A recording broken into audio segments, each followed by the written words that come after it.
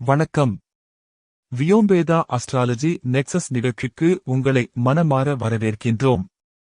இந்த ஜூலை 2025 மாதத்தில் விண்மீன்கள் மற்றும் கிரகங்கள் நிகழ்த்தும் சிறப்பான இயக்கங்கள் உங்கள் வாழ்வில் புதிய அனுபவங்களை உருவாக்குகின்றன. பாரம்பரிய வேத ஜோதிட கோட்பாடுகள் மற்றும் அறிவியல் முறைகளின் அடிப்படையில் இந்த வீடியோவில் உங்களுக்கான ஜோதிட நிலைமையை வழங்குகிறோம். இந்த பகுப்பாய்வில் உங்கள் மகரம் ராசியின் ஒவ்வொரு நட்சத்திரமும் கொண்டுள்ள தனித்துவமான ஆற்றலை ஆராய்வோம்.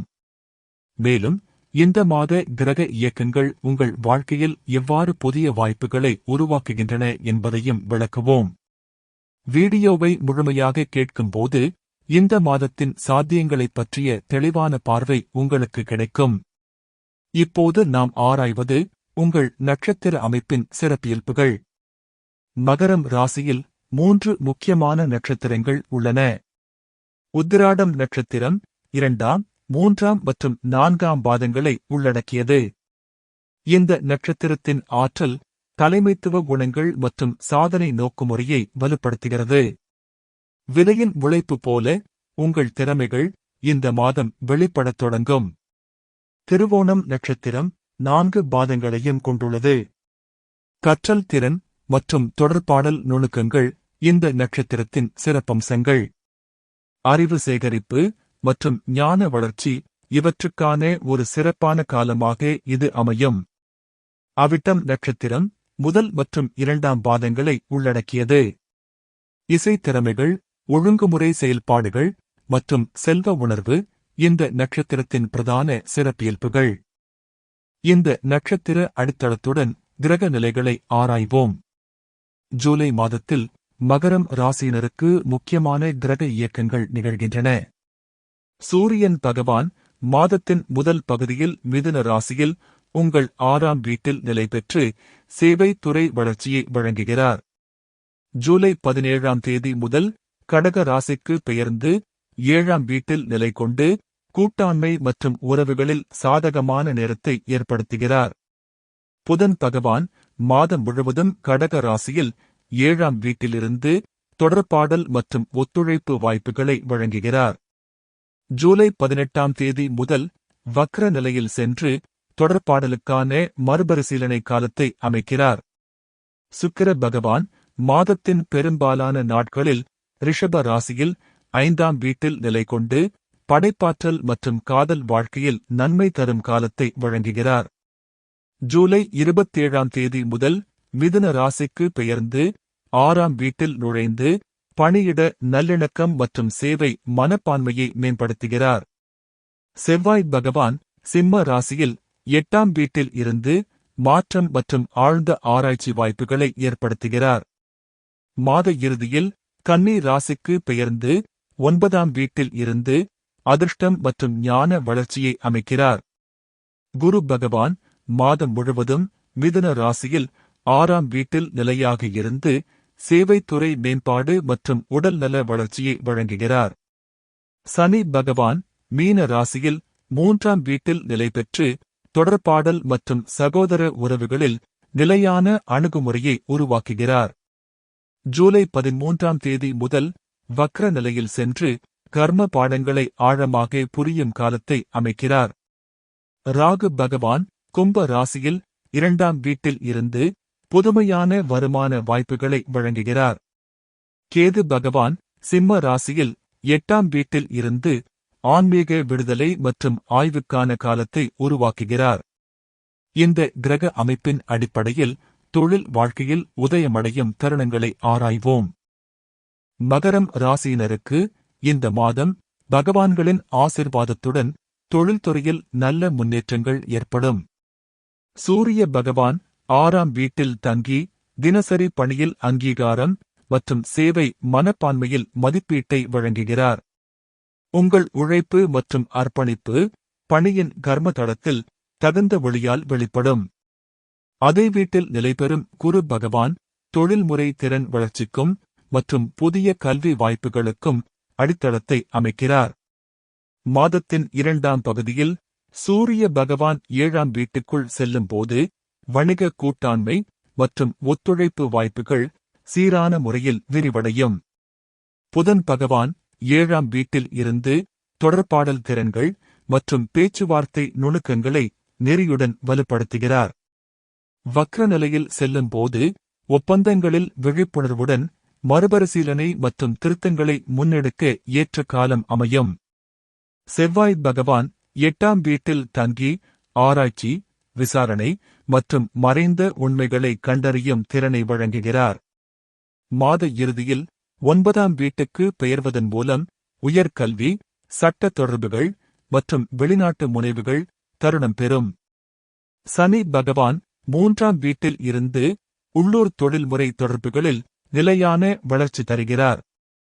வக்ர நிலையில் பழைய திட்டங்களை மறுபரிசீலித்து ஆன்மீக பொருள் தேடலோடு மேம்படுத்தும் சூழ்நிலை அமைகின்றது. ராகு பகவான் 2ஆம் வீட்டில் இருந்து நிதி மேலாண்மை மற்றும் புதுமையான வருமான வழிகளில் திறனை வெளிக்கொணருகிறார். அவரது அருளால் டிஜிட்டல் தொழில்நுட்பம் மற்றும் ஆன்லைன் வணிக வாய்ப்புகளில் சிறந்த பலன்கள் நம்பிக்கையுடன் எதிர்பார்க்கப்படுகின்றன. இந்த மெல்லிய சீரமைப்பின் வாயிலாக பொருளாதார சூழ்நிலையின் நுட்பமான முன்னேற்றங்களை விரிவாக பார்க்கலாம். ராகு பகவான் 2ஆம் வீட்டில் அமர்வதனால் பணப்புழக்கம் மற்றும் சொத்து சம்பந்தப்பட்ட புதிய வாய்ப்புகள் உருவாகின்றன. அதன் விளைவாக புதிய வருமான முயற்சிகள் மற்றும் மாற்று முதலீட்டுகள் நம்பிக்கையை ஊட்டும் சூழ்நிலையை உருவாக்குகின்றன. சுக்கிர பகவான் 5ஆம் வீட்டில் இருப்பதால் படைப்பாற்றல் மற்றும் கல்வி சார்ந்த முயற்சிகள் வழியாக வருமான வளர்ச்சி மற்றும் திட்டமிடலில் மேம்பாடு நிகழ்கின்றன. மாத இறுதியில் 6ஆம் வீட்டுக்குள் நகரும் போது தினசரி பணி வழியாக வருமானம் அதிகரிக்கக்கூடும். செவ்வாய் பகவான் 8ஆம் வீட்டில் அமர்வதனால் காப்பீடு, வாரிசு சொத்துகள் மற்றும் கடன் தொடர்பான விஷயங்களில் விழிப்புணர்வுடனும் மற்றும் சீரான அணுகுமுறையுடனும் செயல்பட வேண்டிய சூழ்நிலை உருவாகிறது. மாற்றம் மற்றும் மறுசீரமைப்பு வழியாக நிதிநிலை மேம்படும் தருணங்கள் உருவாகலாம். குரு பகவான் 6ஆம் வீட்டில் இருக்கும்போது நிதி ஆலோசனை மற்றும் சேவை துறையின் வருமானம் சார்ந்து வளர்ச்சி வாய்ப்புகள் கிடைக்கின்றன. நிலையான சேமிப்பு மற்றும் புத்திசாலித்தனமான செலவுகள் நிதி பாதுகாப்பை வலுப்படுத்தும். சனி பகவான் 3ஆம் வீட்டில் அமர்வதனால் சிறிய முதலீடுகள் மற்றும் அருகிலுள்ள வணிக வாய்ப்புகள் மென்மையான வளர்ச்சி வாய்ப்புகளை உருவாக்குகின்றன. குரு பகவான் மற்றும் சூரிய பகவான் 6ஆம் வீட்டில் தங்கி இருப்பதனால் அருள் நிறைந்த ஒளிப்பெருக்கம் நல வாழ்வை வலுப்படுத்துகிறது. உடல்நல மேம்பாடு மற்றும் நோய் எதிர்ப்பு சக்தி இயற்கையாக உயிர்ச்சக்தியோடு வளருகின்றன. ஆனாலும் 8ஆம் வீட்டில் செவ்வாய் பகவான் அமர்வதனால் மருத்துவ பரிசீலனைகள் மற்றும் உடல் உள்விளைவுகளை தேடும் சிகிச்சைகள் அருள் நிரம்பிய விழிப்புணர்வுடன் அணுக வேண்டிய சூழ்நிலை உருவாகிறது. மகரம் ராசி அன்பர்களுக்கு 7ஆம் வீட்டில் சூரியன் மற்றும் புதன் பகவான்கள் அமைந்திருப்பதால் உறவுகளில் புதிய ஆற்றல் எழுகிறது. உங்கள் வாழ்க்கை துணையுடன் உணர்வுகளை நுட்பமாக பகிரும் திறன் இந்த மாதத்தில் மெல்லிய முன்னேற்றம் பெறுகிறது. புதன் பகவானின் தொடர்பாடல் ஆற்றல் முதல் 17 நாட்களில் அன்பின் வெளிப்பாட்டை இயல்பாக அமைக்க உதவுகிறது. வக்ர நிலையின் பின்னர் உறவுகளில் ஆழமான புரிந்துணர்விற்கான வாய்ப்பு உருவாகும். குடும்பத்தில் உள்ள சகோதர சகோதரிகளுடன் 3ஆம் வீட்டில் சனி பகவானின் நிலையான இருப்பு நீண்டகால நல்லிணக்கத்தை ஏற்படுத்துகிறது. வக்ர நிலையின் ஆரம்பத்தில் தவறாக புரிந்து கொண்ட பாசங்கள் தீர்க்கப்படும் நேரம் உருவாகும். உங்கள் துணையின் குடும்பத்தினருடன் 6ஆம் வீட்டில் குரு பகவானின் இருப்பின் வழியாக சேவை மனப்பான்மை விரிவடைகிறது. இதன் மூலம் மனக்கிணக்கம் வளர்கிறது. நண்பர்களுடனான உரையாடல்களில் வழக்கத்தை விட அதிக நேர்மை, தெளிவான கருத்து பரிமாற்றம் மெல்ல எழும்.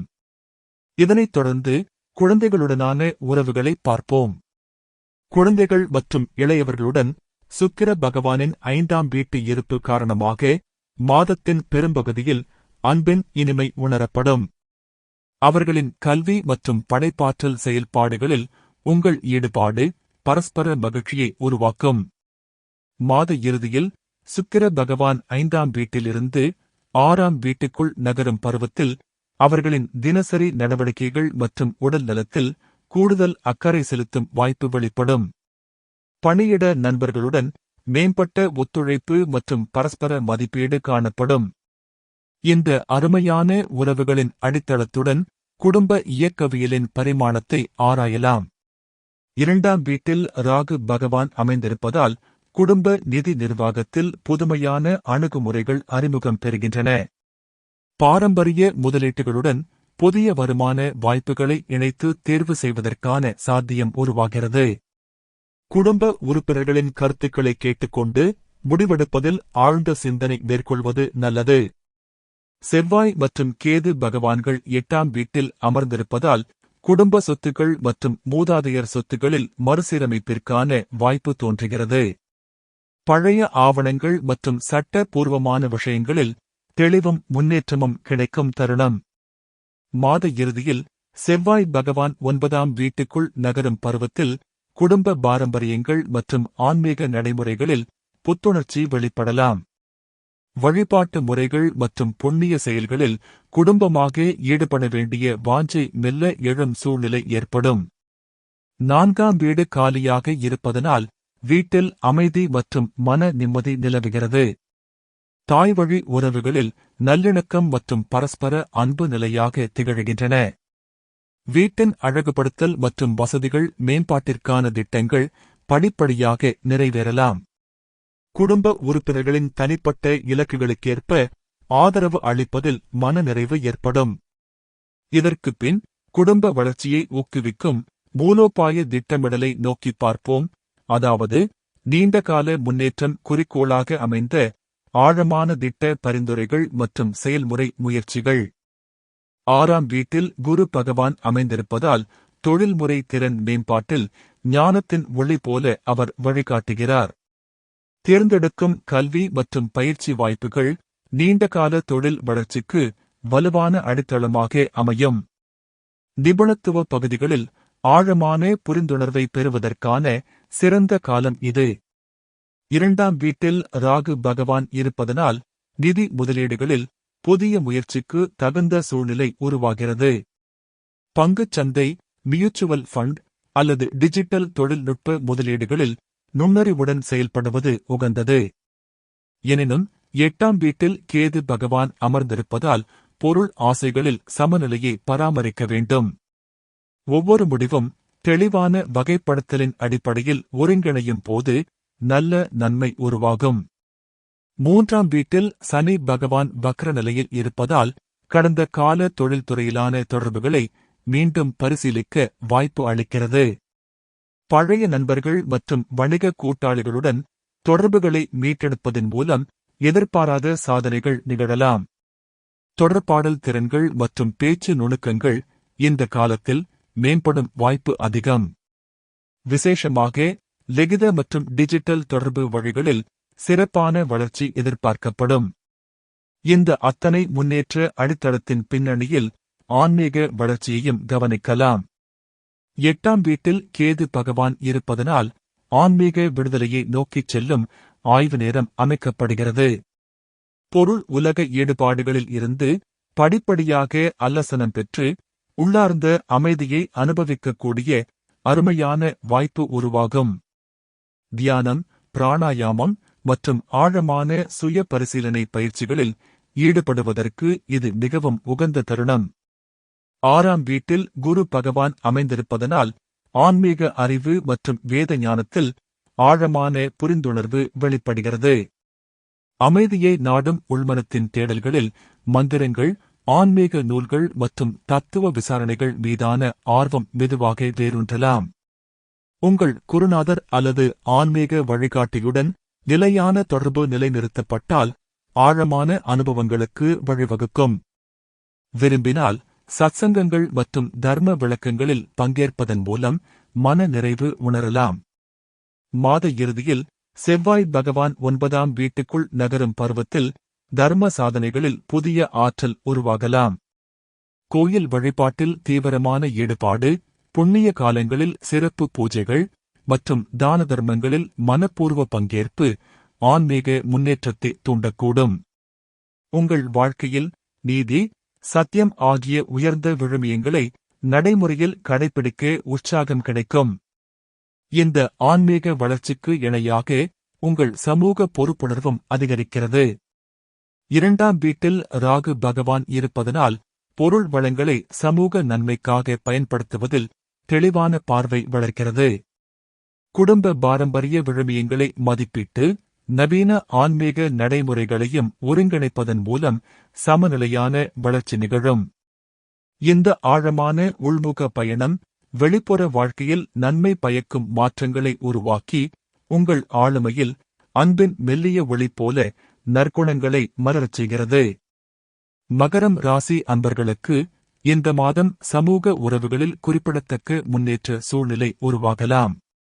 7ஆம் வீட்டில் சூரியன் மற்றும் புதன் பகவான்களின் அழுத்தமான நிலை சமூக தொடர்புகளின் நுட்பம் விரிவடையும் வகையில் அமைந்துள்ளது. வணிக கூட்டாளிகள் மற்றும் தொழில்முறை நெட்வொர்க்கில் உள்ளவர்களுடன் பரஸ்பர மதிப்பீடு மெதுவாக வேரூன்றும். இது மட்டுமல்லாமல் உங்கள் கருத்துக்களை தெளிவாக வெளிப்படுத்தும் திறன் கூட்டு அணுகுமுறையுடன் இணைந்து சமூக அங்கீகாரத்திற்கு வழிவகுக்கும். 6ஆம் வீட்டில் குரு பகவான் இருப்பதால் சமூக சேவை மற்றும் பொது நல்வாழ்வு பணிகளில் ஈடுபடுவதற்கான பரிணாம வாய்ப்புகள் உருவாகின்றன. உங்கள் அறிவும் அனுபவமும் பிறருடன் பகிர்ந்து கொள்ளும்போது நீங்கள் மதிப்புமிக்க நபராக கருதப்படுவதற்கான நிலை ஏற்படும். சனி பகவானின் தற்போதைய வக்ர நிலை 3ஆம் வீடு சார்ந்த அனைத்து செயல்பாடுகளிலும் புதிய பரிமாற்றங்கள் உருவாகும் சூழ்நிலையை ஏற்படுத்துகிறது. இது உள்ளூர் சமுதாய உறவுகளில் நீண்டகால நட்புகளை வலுப்படுத்த முனைப்புடன் செயல்பட ஏற்ற தருணமாக அமைகிறது. மேலும் கடந்த கால தொடர்புகளை புதுப்பிக்கும் வாய்ப்பும் இத்தருணத்தில் தோன்றுகிறது. 3ஆம் வீட்டின் இந்த வக்ர ஆற்றல் ஆன்லைன் தொடர்பாடல் மற்றும் டிஜிட்டல் சமூக வலைதளங்களில் புதிய நட்பு உறவுகளை ஏற்படுத்தச் செய்யும் சாதகமான சூழ்நிலையை உருவாக்குகிறது. உங்கள் தொழில்முறை திறமைகளை வெளிப்படுத்தும் வகையில் சமூக ஊடகங்களில் ஈடுபடுவது நல்ல பயனை தரலாம். 2ஆம் வீட்டில் ராகு பகவான் இருப்பதால் குடும்ப நண்பர்கள் மற்றும் உறவினர்களுடன் நிதி சார்ந்த விவரங்களில் புரிந்துணர்வு நிலை மேம்படும். இதுவரை பார்த்து அனைத்து அம்சங்களையும் ஒருங்கிணைத்து மூலோபாய முடிவெடுப்பில் கவனம் செலுத்தும் தருணம் இது. முழுமையான பகுப்பாய்வின் அடிப்படையில் மகரம் ராசி அன்பர்களுக்கு இந்த மாதம் நீண்டகால இலக்குகளை அடைவதற்கான தெளிவான வழிகாட்டுதலுடன் கூடிய சூழ்நிலை உருவாகிறது. தொழில் வளர்ச்சி, குடும்ப நல்வாழ்வு மற்றும் ஆன்மீக முன்னேற்றம் ஆகிய 3 துறைகளிலும் சமநிலையான அணுகுமுறை பின்பற்றுவது சாதகமான பலன்களை வழங்கும். மாதத்தின் தொடக்கத்தில் 6ஆம் வீட்டில் சூரிய பகவானின் ஆதரவு எடுக்கும் முடிவுகளுக்கு நீண்டகால நன்மைகளை ஏற்படுத்தும். மாத இறுதியில் செவ்வாய் பகவான் 9ஆம் வீட்டுக்குள் நகரும் பருவம் உயர்கல்வி, சட்ட விஷயங்கள் மற்றும் தத்துவ சிந்தனைகளில் முக்கிய முடிவுகளை எடுக்க உகந்த நேரத்தை உருவாக்குகிறது. புதன் பகவானின் வக்ர நிலையின் போது ஒப்பந்த முடிவுகளில் கூடுதல் விழிப்புணர்வுடன் செயல்படுவது நல்லது. ஏற்கனவே நடைபெறும் திட்டங்களை மறுபரிசீலனை செய்து மேம்படுத்துவதற்கான சாத்தியமான வாய்ப்பு இந்த வக்ர காலத்தில் கிடைக்கக்கூடும். இப்போது பாரம்பரிய பரிகார நடைமுறைகளை நோக்குவோம். தொன்மை மற்றும் நுட்பம் கொண்ட பரிகார வழிமுறைகள் மூலம் கிரக ஆற்றல்களை சமநிலைப்படுத்துவது மிக உகந்ததாக அமையும். நீலம் மற்றும் வெள்ளை நிற ஆடைகள் அணிவது மகரம் ராசியினருக்கு இந்த மாதம் சிறப்பான ஆற்றலை வழங்கும். தினசரி காலை நேரத்தில் சூரிய நமஸ்காரம் மற்றும் பிராணாயாமம் போன்ற பயிற்சிகள் உடல் மற்றும் மன ஆரோக்கியத்திற்கு மிக அருமையான பலன்களை தரும். 6ஆம் வீட்டில் குரு பகவானின் நிலை இந்த பயிற்சிகளின் பலனை பல மடங்கு அதிகரிக்கச் செய்யும். ஆன்மீக பரிகார நடைமுறைகளில் தினசரி இறைவனை நினைவுகூர்தல், மந்திர ஜபம் மற்றும் தீபம் ஏற்றுதல் ஆகியவை சிறப்பான பலன்களை வழங்கும். சிறப்பு நாட்களில் கோயில் வழிபாட்டில் ஈடுபடுவது, தான தர்மங்கள் செய்வது மற்றும் சத்சங்கத்தில் பங்கேற்பது ஆன்மீக முன்னேற்றத்திற்கு வழிவகுக்கும். 8ஆம் வீட்டில் கேது பகவானின் நிலை ஆன்மீக விடுதலை சாதனைகளுக்கு மிக உகந்த காலத்தை அமைக்கிறது. மனதில் அமைதி மற்றும் தெளிவு பெற தியானம் மற்றும் உள்முக சிந்தனைகள், மிக பயனுள்ளதாக அமையும். பரிகார மந்திரங்களுக்கு தொடர்பான விளக்கங்கள் இந்த காணொளியின் விளக்கத்திலும் வழங்கப்பட்டுள்ளன. உங்கள் விருப்பத்திற்கு ஏற்ப அவற்றை பார்வையிடலாம். இந்த மாதத்தின் சந்திர நிகழ்வுகள் ஆன்மீக தொடர்பிலும் குடும்ப நலனிலும் முக்கியத்துவம் வாய்ந்தவை. ஜூலை 10ஆம் தேதி அன்று ஆனி மாத முழுமதி நிகழ்கிறது. இந்த புண்ணிய நாளில் இறைவனை நினைவுகூர்தல், ஜபம், தீபம் ஏற்றுதல், தானம், தவம் போன்ற ஆன்மீக செயல்களில் விரும்பினால் மனப்பூர்வமாக ஈடுபட பரிசீலிக்கலாம். ஜூலை 24ஆம் தேதி அன்று ஆடி அமாவாசை நிகழ்கிறது. முன்னோர்களின் சாந்திக்காக நீர் வழிபாடு, ஆன்மீக வழிபாடுகள், தீர்த்த யாத்திரை, தான தர்மங்கள் போன்ற புண்ணிய செயல்களில் மனப்பூர்வமாக ஈடுபட பரிசீலிக்கலாம். இத்தனை அம்சங்களை ஒருங்கிணைத்த பின் மகரம் ராசி அன்பர்களுக்கு ஜூலை 2025 மாதம் அனைத்து துறைகளிலும் நிலைத்த வளர்ச்சியை வழங்கும் அருமையான காலமாக அமைகிறது. விரிவான பகுப்பாய்வின் அடிப்படையில் இந்த மாதத்தின் கிரக இயக்கங்கள் உங்கள் வாழ்க்கையில் நிலையான முன்னேற்றம், உறவுகளில் இனிமை, தொழில் வாழ்க்கையில் சாதனை நேரம், ஆன்மீக வளர்ச்சியில் ஆழமான அனுபவங்களை வழங்கும். 7ஆம் வீட்டுக்குள் சூரியன் பகவான் நகரும் பருவம் கூட்டாண்மை மற்றும் உறவுகளில் சிறப்பான வாய்ப்புகளை உருவாக்கும். அதே நேரத்தில் வக்ர கிரக நிலைகள் மறுபரிசீலனை மற்றும் ஆழமான சிந்தனைக்கான மதிப்புமிக்க காலத்தை அமைக்கும். இது பாரம்பரிய ஜோதிட கோட்பாடுகளின் அடிப்படையில் அமைந்த பகுப்பாய்வு. தனிப்பட்ட ஜாதக அமைப்பின் அடிப்படையில் தனிநபர் கணிப்புகள் மாறுபடலாம். கிரகங்களின் இயக்கங்களை நம்பிக்கையுடன் ஏற்று மனதில் உறுதியுடன் செயல்படுங்கள். இந்த மாதம் உங்கள் முயற்சிகளில் முன்னேற்றம், உறவுகளில் இனிமை, உங்கள் வாழ்வில் அமைதி, தெளிவு மற்றும் ஒத்திசைவு நிலவ வாழ்த்துகிறோம். விண்மீன்கள் பேசட்டும், கிரகங்கள் வழிகாட்டட்டும், காலம் அமைதியுடன் இணங்கட்டும். வியோம்வேதா அஸ்ட்ராலஜி நெக்சஸ் நிகழ்ச்சியில் இணைந்ததற்கு நன்றி. அடுத்த சந்திப்பில் மீண்டும் காணலாம்.